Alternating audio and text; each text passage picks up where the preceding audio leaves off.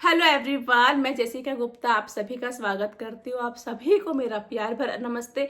इधर उधर की कोई भी बात मैं नहीं करूँगी, सीधा मुद्दे पे आऊँगी क्योंकि मुझे ये जल्दी से जल्दी ख़त्म करना है। इसलिए मैं फटाफट वीडियो भी बना रही हूँ और ये चीज़ें मुझे ख़त्म करनी है। तो देखो, पिछले वीडियो में मैंने आपको बताई थी कुछ बेसिक बातें जो कि ज़रूरी थी आप सबको जानना। किसी को पता ही नहीं था कि जेसिका कौन है, तो मुझे ये चीज़ें बतानी बहुत ज़रूरी थी। तो बात करते नवरात्रि से। नवरात्रि में मैं गई थी इटारसी। आपने अगर नहीं देखा होगा तो प्लीज पिछला वीडियो देख लेना, तो आपको ये कहानी समझ आ जाएगी। तो मैं पहुंची थी इटारसी, मेरे 2 बच्चे थे और मैं अकेली थी। तो इटारसी जब मैं गई तो मैंने पहले भी आपको बताया कि मुझे इनका जो कंडीशन था ना वो देख करके बहुत बुरा लगता था, इनका जो फाइनेंशियल कंडीशन था। तो देखो, मैंने सोचा कि कुछ ना कुछ तो अर्निंग होना चाहिए, इनका भी कुछ ना कुछ तो सोर्स होना चाहिए। तो मैंने इस बंदी को बोला कि तुम यूट्यूब चैनल स्टार्ट करो, क्योंकि मैंने भी ना तभी ही स्टार्ट किया था और मैं इटारसी गई तभी ही मैंने नया व्लॉगिंग भी स्टार्ट किया था।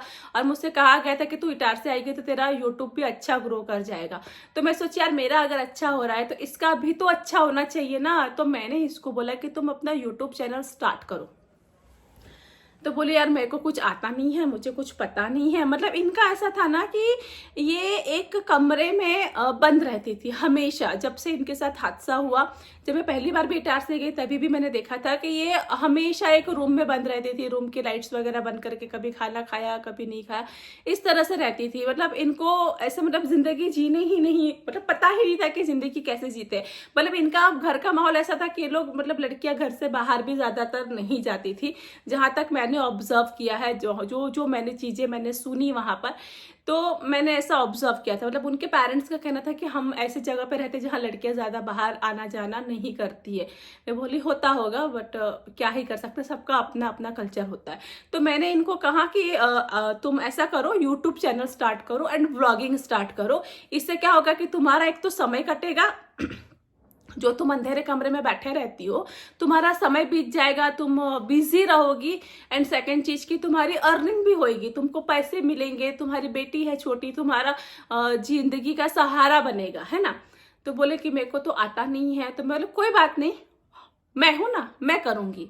तो उनका उस समय देखो, हाँ एक और बात मुझे बोलने में आई थी। जब हमारे लड़ाई झगड़े हो गए तो काफी सारे लोगों ने उन्हें बोला था कि दीदी ने आपका यूट्यूब चैनल स्टार्ट किया और आप दीदी को ऐसे बोल रहे। तो उनका ये स्टेटमेंट आया था कि मेरा चैनल तो पहले से था। तो मैं यहाँ पे एक बात क्लियर कर देना चाहती हूँ, बहुत ही छोटी सी बात है कि कोई भी इंसान जब एक एंड्रॉयड फोन खरीदता है ना, तो उस एंड्रॉयड को स्टार्ट करने के लिए, ऑन करने के लिए अपने को ना जीमेल का लॉगिन करना पड़ता है। अगर आपके पास जीमेल आईडी है तो आप अपना आईडी डालो, अगर नहीं है तो आपको न्यू बना करके डालना पड़ता है। ये रूल होता है, शायद आप में से सारे लोगों को पता होगा, चाहे बहुत से लोगों को पता होगा। और जैसे ही आप लॉगिन करते हो मोबाइल में, तो बाय डिफॉल्ट कुछ एप्लीकेशंस हमारे मोबाइल में बाय डिफॉल्ट आ जाते हैं, जिनमें से एक एप्लीकेशन होता है यूट्यूब। ये हर एक के मोबाइल में ना बाय डिफॉल्ट आता है, इसको बनाना नहीं पड़ता है। तो आपके मोबाइल में भी ना वो बाय डिफॉल्ट था, जिससे आप वीडियोस देख सकती हो या अपनी वीडियो अपलोड कर सकती हो। ये कोई भी कर सकता है, इसमें कोई बड़ी बात नहीं है। ये बहुत ही बेसिक सी चीज है, अगर आपको नॉलेज नहीं है इसलिए मैंने यहाँ पे ये बात को क्लियर करी है। लेकिन यूट्यूब चैनल बनाना ये एक डिफरेंट चीज है ना। चैनल बनाना एक अलग टाइम होता है। चैनल बनाने के लिए वॉच टाइम की जरूरत होती है। जब वॉच टाइम कंप्लीट हो जाता है तो उनके कुछ स्टेप्स होते हैं मोनेटाइज करने के लिए चैनल को। तो उन सारे फॉर्म्स को भरना होता है, हमारा पैन कार्ड अपलोड करना होता है, हमारा एडसेंस का पिन आता है वो डालना होता है। मतलब काफी लंबी प्रोसेस होती है इस चीज की। तो जब आप ये प्रोसेस कंप्लीट करते हो ना, तब कहा जाता है कि हाँ, अब आपका चैनल मोनेटाइज हो गया। नाउ आप वीडियो अपलोड करो, जब मोनेटाइज हो गया तो आपको अर्निंग होएगी, तब आप यूट्यूबर कहलाओगे। बाकी देखो, यूट्यूब तो सबके मोबाइल में होता है। तो ये चीज मैंने यहाँ पे क्लियर कर दी, शायद उनको गलत फहमी थी। तो तब मैंने आपको कहा कि आप यूट्यूब चैनल स्टार्ट करिए, करो, आपको अर्निंग होगी। तो बोले लेकिन मुझे तो आता नहीं है, मैं कैसे करूं। मैं बोले कोई बात नहीं, मैं सिखा दूंगी। फर्स्ट वीडियो उन्होंने मेरे साथ ही शूट किया था, अब तो शायद डिलीट कर दिया होगा। बहुत पहले ही कर दिया होगा डिलीट। फर्स्ट वीडियो मुझे बैठा करके शूट किया था कि अब हम नया जर्नी स्टार्ट कर रहे हैं और इनका यूट्यूब स्टार्ट होना चाहिए कि नहीं, इसकी पोल मैंने अपनी स्टोरी में लगाई थी, इंस्टाग्राम स्टोरी में, कि करे कि ना करे, है ना। तो इसमें ना मेरा स्वार्थ नहीं था, आपका भला चाहती थी मैं, आपके लिए मैंने किया था कि भाई बंदी को अर्निंग होएगा, पैसा कमाएगी तो अपना जीवन आसानी से जिएगी, बच्ची को स्कूल में पढ़ाएगी, अकेली है, आदमी का साथ नहीं है, इसलिए। उसके बाद आपने वो फर्स्ट व्लॉग बनाया, उसके बाद हम और आप मंदिर में गए थे, वहां का आपने व्लॉग डाला, या जो कुछ भी आपने अपने घर परिवार का जो भी व्लॉग डाला मुझे भी याद नहीं है। इस तरह से आपका वॉच टाइम 4000 घंटे का कंप्लीट हो गया, बहुत जल्दी कंप्लीट हो गया था आपका, क्योंकि बहुत ही अच्छा आपको सपोर्ट मिला था पब्लिक का, है ना। तो जब आपके 4000 घंटे कंप्लीट हो गए, उस समय तक मैं पुणे वापस आ गई थी और मैं पुणे बैठकर अपने लैपटॉप से मैंने आपका चैनल को मोनेटाइज करके लिया था। आपका यूजर आईडी पासवर्ड भी मेरे पास था और जो आप वीडियो बनाती थी ना, उसको आपको एडिट करने भी नहीं आता था। मैंने आपसे कहा था कि आप इन शॉर्ट डाउनलोड करो, यहाँ से कट करो, यहाँ से कॉपी करो, यहाँ पे पेस्ट करो, यहाँ से आवाज लगाते हैं, यहाँ से आवाज को कम करते हैं, यहाँ से म्यूट करते हैं। ये जो बेसिक चीजें हैं ना, ये भी मैंने आपको बताई थी। ये मैं इसलिए बता रही हूँ ना कि बाद में ये कहा गया कि हमें तो सब आता था, हमें तो सब पता था। जी नहीं, ये सारी चीजें मैंने आपको बताई थी। अगर आप भूल चुकी है ना, तो एक बार आंखें बंद करके अपने दिल पे हाथ रख के बोलिए, क्या जेसिका झूठ बोल रही है? फिर भी आपने क्या किया, आपका यूट्यूब आईडी हैक हुआ, उसका पूरा का पूरा इल्जाम मेरे मत्थे बढ़ दिया आपने। जेसिका ने मेरा आईडी हैक किया। जिस जेसिका ने आपका आईडी बनाया वही आपका आईडी हैक करेगी? खैर, ये तो आगे की बातें हैं। तो फिर इन्होंने अपना ये स्टार्ट किया, यूट्यूब चैनल अपना स्टार्ट किया, व्लॉगिंग वगैरह स्टार्ट करी और कहीं कहीं अपना मतलब पुराना वगैरह जो भी उनके है व्लॉग्स वो डालती थी, उनको इनकम होना स्टार्ट हो गया। फिर क्या हुआ ना कि इनकी इनकम ना मतलब आ नहीं रहा था, कभी कभी अटक जाता यूट्यूब में ना, ऐसा होता है, कभी कभी अटक जाता। मैं कस्टमर केयर से बात करती थी इनका ये छुड़ाने के लिए कि भाई कब आएगा, रिलीज कब करोगे, पेमेंट कब रिलीज करोगे। मैं कस्टमर केयर से बैठ के बातें करती थी। सब नवरात्रि वगैरह खत्म हो गया एंड दिवाली आया। तो दिवाली के दिन क्या हुआ कि हमारे घर में ना दिए वगैरह लग रहे थे, हमको ऑफिस में भी जाना पड़ता है दिए वगैरह लगाने के लिए। तो मेरे हस्बैंड गए थे ऑफिस दिया लगाने के लिए और मैं यहाँ घर में पूजा कर रही थी, मेरे सास ससुर सभी लोग थे यहाँ पर। तो ये लोग गए थे वहां पर। तो मेरे पति को कॉल आ रहा है, मेरे हस्बैंड को कॉल आया, मुझे नहीं, मेरे हस्बैंड को कॉल आया। किनका कॉल आया? इनकी माता जी का एंड चाचा जी का कॉल आया। दोनों ने एक साथ स्पीकर ऑन करके कॉल किया। बोले सुनो बेटा, हमारे घर में ना गुंडे आए हैं। उनका ना कुछ किताबों का बिजनेस था पहले जो कि डूब गया था, उनको बहुत लॉस हुआ था कोरोना में। तो बोले हमारे ऊपर बहुत कर्जा है और ये लोग गुंडे लोग मांगने आए हैं, अभी का अभी इनको पैसा देना बहुत जरूरी है, तुम कुछ पैसे हमें उधार दे दो, हम तुम्हें लौटा देंगे। तो कुछ 40-50 हजार रुपए मेरे हस्बैंड ने दिवाली के दिन इनको ट्रांसफर किए कि हाँ ठीक है भाई, घर में गुंडे आए हैं तो अच्छा नहीं लगता है ना करके। तो फिर उनको ट्रांसफर किए। अब ये बात मेरे हस्बैंड को पता थी, मुझे पता थी, और उनके चाचा एंड मदर, पता नहीं ये लड़की को पता थी कि मुझे नहीं पता है, पता थी कि नहीं पता है। बट मैंने अपने रिश्तों में ना कभी पैसा नहीं लाया, ना मैंने अपने रिश्तों में कभी ऑफिस को घुसेड़ा, ना मैंने अपने रिश्तों में कभी पैसों को घुसेड़ा। बट ये फर्स्ट टाइम था जब हमसे पैसों की डिमांड की गई, वो दिवाली के दिन। तो पैसे दिए, चलो ठीक है, हो गया। उसके बाद में चली गई दिल्ली। मुझे दिल्ली का टूर था, मेरे सासू माँ और मैं, हम लोग दिल्ली चले गए। मेरा घर है दिल्ली में, मेरे सास और मैं हम दोनों दिल्ली चले गए। तो दिल्ली में ना काफी सारे क्रिएटर्स हैं जिनको मैं जानती हूँ। मैंने बताया ना कि टिकटॉक से मैं कुछ पंजाबी क्रिएटर्स को जानती हूँ। तो मैं उनके घर गई थी, उनसे मिली। मुझे बहुत, मेरा सपना था कि मैं इन सबसे मिलूं, मुझे बहुत अच्छा लगता था। मैं तो इन सबसे मिली। तब तक इनकी मेरे साथ बहुत अच्छे से बातचीत हो रही थी, हमारा आपस में बहुत अच्छा ही मतलब बातचीत सही जा रहा था। तभी मैं ना एक क्रिएटर के घर गई, किसी भी क्रिएटर का मैं यहाँ पे नाम लेना नहीं चाहती हूँ। तो मैं उस क्रिएटर के घर गई तो सुबह तक मेरे साथ बात हो रही है कि हाँ तुम ये गाने पे वीडियो बनाना, तुम ऐसा वीडियो बनाना, तुम वैसा वीडियो बनाना। बोले हाँ हाँ हाँ ठीक है, मैं ऐसा बनाऊंगी वैसा बनाऊंगी। सुबह तक मेरी बात हो रही, मैं उस क्रिएटर के घर पहुंची और मैं वहां पे ब्लॉगिंग नहीं करी क्योंकि ना मेरा ना तभी नया नया था ब्लॉगिंग। मुझे ना हर घड़ी ऐसे मोबाइल लेके खड़ा रहना ना अच्छा नहीं लगता, ऐसा ऑकवर्ड सा लगता था कि पता नहीं मैं तो ऐसे मोबाइल लेके खड़ी हूँ पर सामने वाला कहीं बुरा ना मान जाए, सबको कंफर्टेबल है कि नहीं। तो मैंने कोई व्लॉग नहीं बनाया, मैंने वहाँ पे खाना खाया। मैं और मेरी बेटी गुनगुन गए थे, मैंने वहाँ पे खाना खाया और फिर मैं बोली चलो आंटी नमस्ते, अब मैं चलती हूँ। तो वो आंटी ने कहा कि अरे बेटा तुम ऐसे मोबाइल लेके वीडियो नहीं बनाती हो। और मैं बोले आंटी मैं बनाती हूँ बट अभी नहीं बनाई कि पता नहीं आपको अच्छा लगेगा कि नहीं लगेगा। बोले अरे अरे बेटा ऐसे क्यों सोच रही हो, आजकल तो सभी लोग बनाते हैं, तुम भी बनाओ, मेरा वीडियो बनाओ, ऐसे करके मेरा वीडियो बनाओ। तो मैंने ना फिर मोबाइल लिया और वो आंटी के बारे में बोला कि आंटी बहुत अच्छी है और बिल्कुल मेरी माँ जैसी है, आपके अंदर मुझे मेरी माँ की परछाई नजर आई है आंटी। इतना बोली मैं चली आई अपने घर और सब कुछ अच्छा था, बातें हो रही थी। और उसी दिन रात को इन मैडम का एक ब्रांड का इनवॉइस बनाना, इनके इनवॉइस भी मैं बनाती थी। रात को मैंने इनको इनवॉइस बना के दिया, 12:30 बजे तक मैंने इनके इनवॉइस बनाए। 2-3 बार इनवॉइस रिजेक्ट हुए, अगेन अगेन अगेन करके मैंने इनके ब्रांड के इनवॉइस बनाए ताकि इनका पेमेंट रिलीज हो जाए।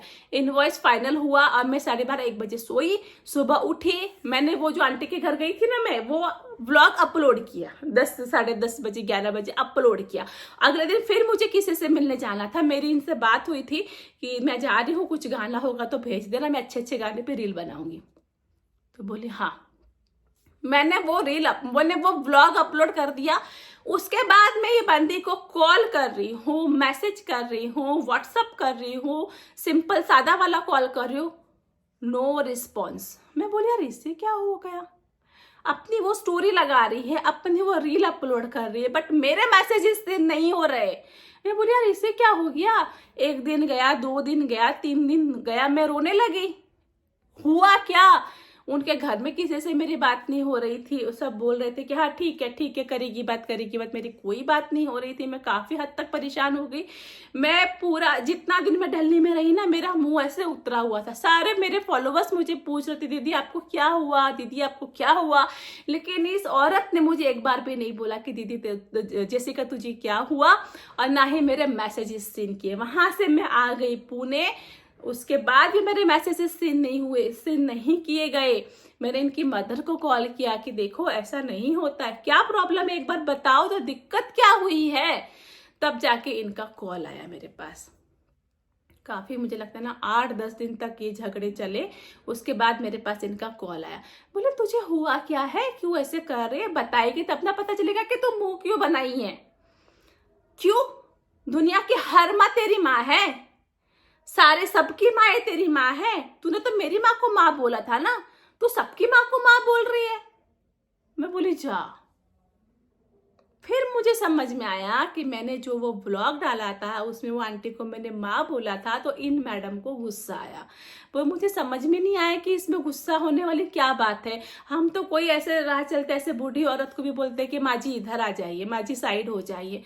तो अभी माँ बोलने से वो माँ थोड़ी ना बन जाती कि माँ तो मेरी माँ तो मेरी माँ है ना, अपनी माँ। फिर भी मैंने माफी मांगा, चल सॉरी यार माफ कर दे, चल गलती होगी, अब आगे से नहीं होगा। तेरी माँ तो मेरी मतलब सबसे अच्छी वाली माँ है तेरी माँ। खत्म हुए झगड़े। 2-3 दिन सही चला, सब कुछ सही चला और दिसंबर का महीना आने ही वाला था। तभी फिर एक दिन क्या हुआ कि एक क्रिएटर का नाम लिया, बोले तुम इसको कॉल नहीं करोगी, मेरा इससे कुछ पंगा चल रहा है, तो जब तक मैं ना बोलूं तुम इसको कॉल मत करना। ठीक है, नहीं करूंगी। और मैंने कॉल नहीं किया था, लेकिन ना मुझे सामने से मिस कॉल आया। मिस कॉल देख के मैंने कॉल लगा दिया। मेरी बात हुई, हंसी खुशी मेरी बात हुई, क्योंकि मेरा उस क्रिएटर के साथ कुछ था ही नहीं, ऐसा लड़ाई झगड़े जैसा कुछ था ही नहीं। तो फिर मैंने इनको बताया कि अरे अरे उसका कॉल आया था और ऐसी ऐसी बात है। किसको पूछ के तूने कॉल किया, किसको पूछा तूने, मुझसे पूछा, कॉल करने से पहले मुझसे पूछा, किसको पूछ के कॉल लगाई। मैं बोली कॉल करने के लिए पूछना पड़ेगा, मुझे अगर किसी को कॉल करना है तो मुझे परमिशन लेना पड़ेगा। जब मैंने तुम्हें मना किया था तो क्यों कॉल लगाई, मना किया मतलब मना किया ना, जब मैं बोलती तब तुम कॉल लगाती। तभी भी मुझे नहीं समझ में आया। अगेन मैंने सॉरी बोला। ये सेकंड टाइम था जब मैंने माफी मांगी। चल ठीक है, माफ कर दे, कोई बात नहीं, अब आगे से नहीं होएगा, पूछ कर करूंगी। ये सेकंड टाइम हुआ मेरे साथ। तब तक वहां पर हमारी ऑफिस चल रही थी एंड हमने ना मतलब एक रेंट पे ऑफिस लिया था भोपाल में। अच्छा मतलब फुल्ली फर्निश्ड था, एसी वगैरह सब कुछ लगा हुआ था। एंड इनके जो दो भाई है, इसमें से जो बड़ा भाई है वो ब्रांच मैनेजर था एंड जो सेकंड नंबर का भाई है वो इसमें था, एचआर वगैरह में था। बाकी के जो ऑफिस वर्क रहते उसमें था। 3-4 लड़कियां भी थी, यहाँ तक कि इनकी जो सिस्टर इन लॉ है वो भी वहीं पे कोई एम्प्लॉय के रिलेटिव है। मुझे ठीक से पता नहीं है बट वहीं पे इनका कुछ कनेक्शन था। ये मुझे पता चला था ऑफिस स्टाफ के थ्रू।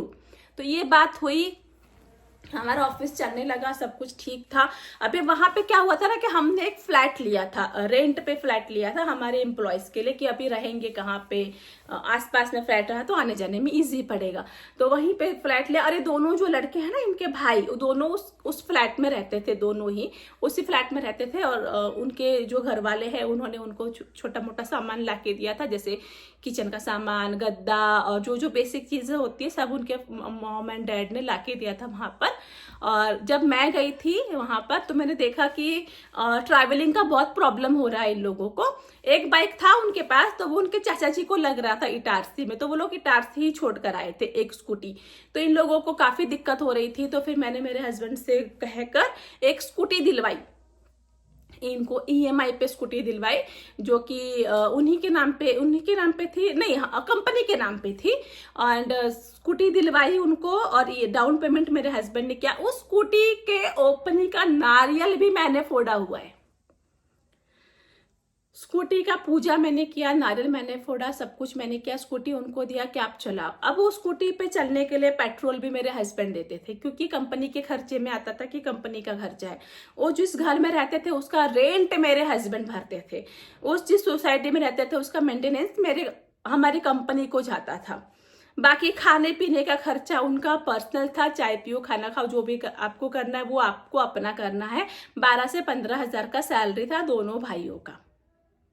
ठीक है, यहां तक आप लोगों को समझ में आया। अब क्या हुआ कि वहां पे मेरे ऊपर शासन चलने लगा, मुझे दबाने की कोशिश की गई। ऐसा क्यों किया, वैसा क्यों किया, ये क्यों नहीं किया, वो क्यों नहीं किया, ये रील तूने क्यों डाली, वो रील तूने क्यों डाली। और मुझे थोड़ा सा अटपटा सा लगता था, क्योंकि मैंने कभी किसी की गुलामी नहीं करी है, तो मुझे थोड़ा सा अटपटा लगता। फिर भी मैं सहन कर रही थी कि नहीं, मेरी दोस्त है, मेरी दोस्त है, मेरी दोस्त है। और इस तरफ क्या हुआ, दोनों भाई काम कर रहे थे कंपनी में, हमारे घर में रह रहे थे और सब कुछ ठीक जा रहा था। तभी मेरा ना बर्थडे आने वाला था दिसंबर में, दिसंबर का महीना स्टार्ट हो गया था। दिसंबर में मेरा बर्थडे आने वाला था। प्लान हुआ कि मैडम यहाँ पर आएंगी, तो बोली ठीक है, आ रही हो क्या। बोली नहीं मैं नहीं आ रही हूँ, मेरे बहुत सारे प्रॉब्लम्स चल रहे हैं, मेरा यूट्यूब का पेमेंट भी नहीं आया है और मेरे पास पैसे नहीं है। चल मैं तेरी टिकट कटा देती हूँ, तू आ जा, तेरी टिकट कटा के मैं दे रही हूँ, तू आ जा।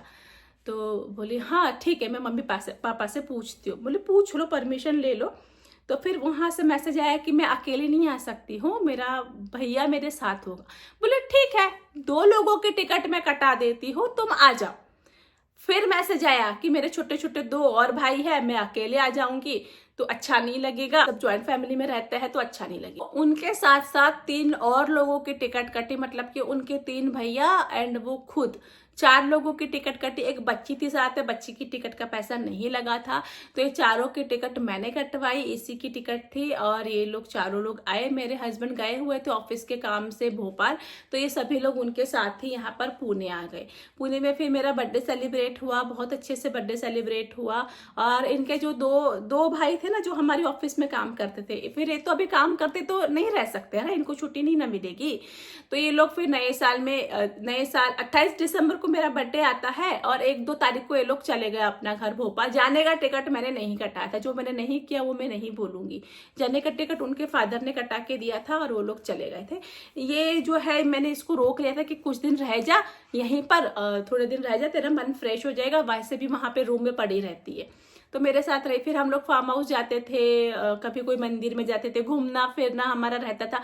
कभी हम पानी पूरी खाने जाते थे, कभी ये कभी वो, इस तरह से हमारे दिन मतलब निकल। उनका जो छोटा भाई था ना वो रह गया था, सबसे छोटा वाला, 2 भाई चले गए थे। तब मेरा ये जो ऊपर वाला फ्लोर है ना, इसका कंस्ट्रक्शन चल रहा था। तो देखो मेरे घर में थी वो 1 महीना तक, और मेरे घर में रहकर भी मुझसे लड़ाई करी। क्यों? क्योंकि ना एक दिन मैंने सुबह खाना बनाया, इन लोगों को खाना दिया, रोटी सब्जी शायद बनाई थी, सबको खाना दिया, मैंने दोपहर के बर्तन धोए और मैं बाहर सोफा पे लैपटॉप लेके बैठी।